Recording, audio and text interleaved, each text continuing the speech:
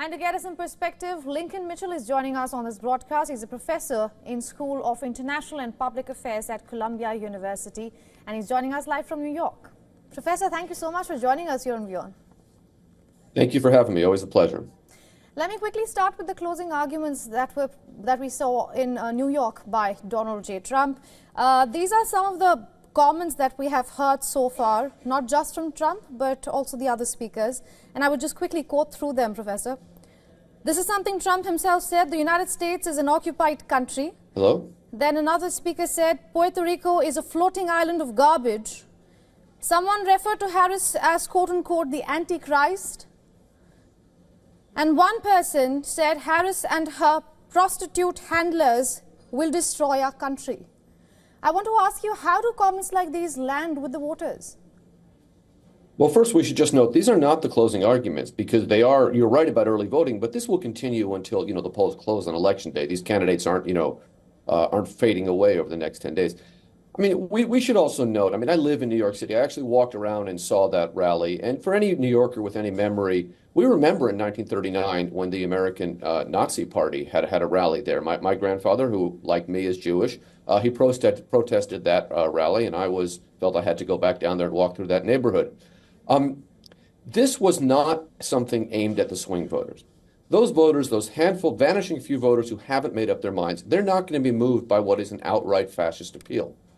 However, Donald Trump is the leader of a fascist movement. And what he is doing there is, one, ratcheting up the anger so that if he loses, people will take to the streets and claim election fraud. This is not something anybody who was trying to win this election would have done.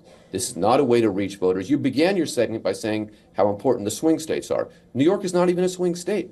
You have to go to Pennsylvania to find the nearest swing state, and that's like a 3-hour drive. So I think if we really want to understand what's happening here, the fascist movement, and people have been reluctant to use that term, I've been using it for about 3 or 4 years now, is making its final appeal, which is that let's turn America into a fascist country. And, about 40% of the American people are good with that, about 45% are not, and the rest are kind of in the middle. Right, let's talk about the other camp then, which is definitely focusing on the undecided voters, specifically Gen Z. We have heard Kamala Harris constantly say that she loves Gen Z. She's been talking about how them as a leader is going to be the leader of change. How do you think one generation has become so crucial as a voter bloc in the United States? Well, every generation is crucial as a voter bloc, but this is the one that seems to be the most up for grabs. There's a couple of reasons here. Kamala Harris, think about it this way. Kamala Harris is 20 years younger than Joe Biden, who, of course, was essentially pushed off the ticket because he was too old. But, your viewers can see me. I'm not a young guy. Kamala Harris is older than me. And Donald Trump is almost 20 years older than Kamala Harris. So this generation of leaders running for president, the America they know, the technology they know, the economic world they know is so removed from what somebody, an American under 30, understands. And I know I have 2 sons under 30. They're both, they're supporting Harris, but when I speak to them, it's so clear. They are worried about climate change, not as an abstract, but as something that will form their adult life.